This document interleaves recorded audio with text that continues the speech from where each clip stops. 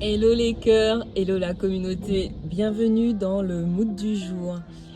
Alors, connais-tu cette loi de la manifestation? Ce que tu émets s'imprime dans l'univers et s'incarne. Qu'est-ce qui me fait te dire ça aujourd'hui? J'ai mis en place un challenge. Mais avant que je te raconte l'histoire, est-ce que tu es déjà abonné? Est-ce que tu as déjà partagé les vidéos ou les liké si ça vit pour toi? Sache que c'est important pour permettre à la chaîne YouTube Vis la vie qui te ressemble de perdurer. Alors je reviens à cette fameuse manifestation. J'ai mis en place un challenge pour ce mois de mai. En mai, je fais ce qu'il me plaît. Donc c'est un challenge totalement offert pour vous permettre de vous accorder des temps dans votre journée pour faire ce qui vous plaît à vous et uniquement vous. Alors bien évidemment, je vous envoie des challenges pour vous motiver à faire ce type d'action pour vous. Et dans un des challenges, il y a appelé un proche qu'on n'a pas vu ou entendu depuis très longtemps et qu'on se dit il faut que j'appelle cette personne et qu'on ne prend pas le temps. Parce qu'il ne s'agit pas de dire que je n'ai pas le temps de faire quelque chose. Ça, c'est un mensonge qu'on se raconte à nous-mêmes. C'est une histoire qu'on se raconte. Le temps, nous l'avons. Maintenant, c'est nous. Qu'est-ce que nous faisons du temps que nous avons? Comment nous l'organisons? Et quelles sont nos priorités? Donc aujourd'hui, avec l'invitation de ce challenge, je t'invite à prendre un temps pour appeler une personne proche. Voilà.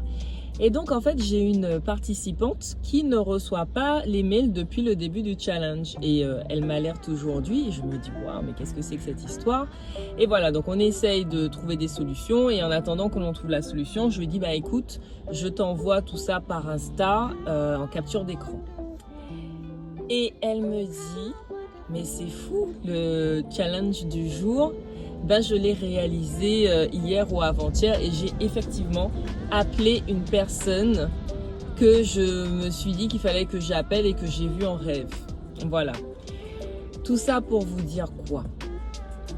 Tout ça pour vous dire que cette participante, elle est reliée à cette, comment dirais-je, à cette intention que j'ai émise en mettant en place ce challenge en mai, je fais ce qu'il me plaît. C'est comme un égrégore positif qui est là et qui se nourrit des énergies des unes et des autres, puisque c'est essentiellement des femmes qui suivent ce challenge, et du coup qui donne vie dans la matière. Donc au final, elle ne recevait pas les mails, donc l'action concrète dans la matière de recevoir un mail. Par contre, elle recevait énergétiquement la signature du mail, ce qui a justement amené peut-être ce rêve et au fait qu'elle appelle cette personne et que du coup elle participe au challenge sans s'en rendre compte, puisque ça se passe à un autre niveau. Donc pensez bien que ce qui prend du temps à se mettre dans la matière se fait déjà sur un plan énergétique. On parle ici de physique quantique, d'accord? Je reviendrai dans un mood du jour sur cette approche de physique quantique. Pour ceux que ça intéresse, je vous invite à faire déjà vos recherches et à voir déjà ce que ça éveille chez vous comme conscience et compréhension des choses. Donc voilà ce que j'avais envie de te partager dans un premier temps. Et dans un second temps, j'ai envie de te dire, crois en toi. Crois en toi. Et n'aie pas peur de décevoir. La seule personne que tu ne dois pas décevoir, c'est toi. Donc, si tu ne mets pas en place des actions parce que tu as peur que ça ne corresponde pas, tu as peur de décevoir quelqu'un, je ne sais pas, ça peut être ta maman, ton papa, ton conjoint, un ami, peu importe cette personne que tu as mise ici, au-dessus de toi, et à qui tu dois rendre des comptes. Il n'y a personne au-dessus de toi. Tu ne dois rendre de compte à personne, pas même tes parents qui ont été le canal par lequel tu as pu arriver sur Terre pour vivre cette expérience. Non. Tu peux les remercier, ok? Ça, c'est sûr, infinie gratitude. Mais par contre, tu ne leur dois rien dans le sens où tu ne peux pas conditionner ton existence à ce qu'ils attendraient éventuellement de toi. Ce n'est absolument pas possible. C'est pas ça l'amour en fait. L'amour, ce n'est pas attendre de l'autre qui réponde à nos besoins. Ce n'est pas ça.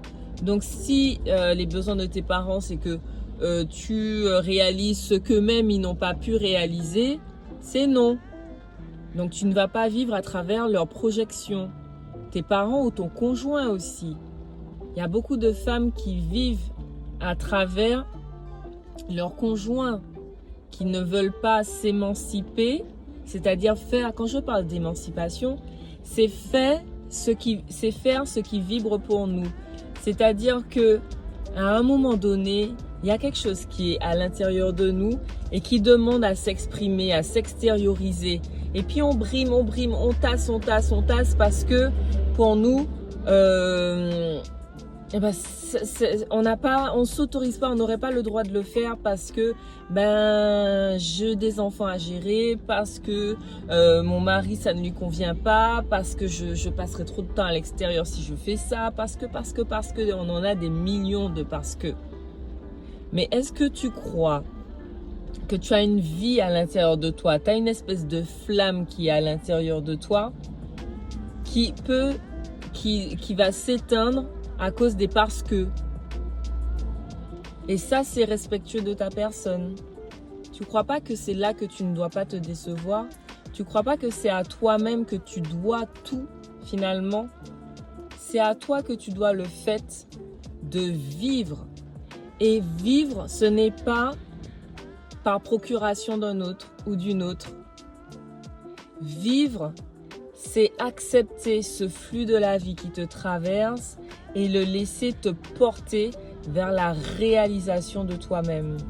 Parce qu'on a tous à se réaliser. On a tous une mission quelque part.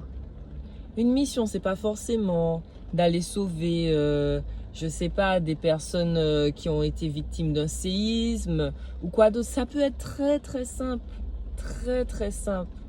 Mais l'essentiel, c'est que ça vibre à l'intérieur de nous. L'essentiel, c'est que ça nous procure de la joie. Ouais, l'essentiel, c'est que ça te procure en joie. Et ça te procure de la joie et que ça te mette en joie. Qu'est-ce qui te met en joie aujourd'hui? Qu'est-ce que tu as tué pendant toutes ces années pour ne pas déranger le système qui a été établi? Il est temps pour toi, à ton rythme, avec douceur et bienveillance pour toi, de pulvériser ce système s'il ne te convient pas et s'il ne te permet pas de te réaliser, s'il ne te permet pas de fleurir là où tu es. Il est temps. Il est temps parce qu'après, qu'est-ce qui va se passer? Le temps va passer. C'est pas ça le problème en soi. C'est plutôt le fait de, à un moment donné, d'avoir une telle sécheresse du cœur que cela puisse générer en toi des maladies, que cela puisse générer peut-être même ce que tu crains le plus. Alors, de grâce, écoute-toi. Écoute cette petite voix qui te dit ce qu'elle a envie de vivre pour être pleinement en joie d'être. Tu n'es pas obligé de faire des grands bouleversements pour cela. Tu peux y aller petit à petit, mais l'essentiel, c'est d'y aller. L'essentiel, c'est d'arrêter de te raconter l'histoire que mais non, mais ça va aller. Après, ce sera mon temps. Après viendra mon tour. Après, non, ton tour, c'est maintenant. Ton temps, c'est maintenant. Prends ta place et kiffe la life.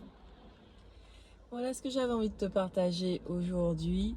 N'oublie pas, tu es ta priorité, tu es ton essentiel. Dès lors que tu auras accepté que tu es ton essentiel, tout autour de toi va s'adapter à cette nouvelle donnée et va être plus harmonieux. Ce qui devra sortir de ce système vertueux que tu auras de nouveau mis en place, eh ben, s'éclipsera. Ce qui devra y rester, il restera. Ne t'angoisse pas par rapport à ça, parce que tout est juste. Ok?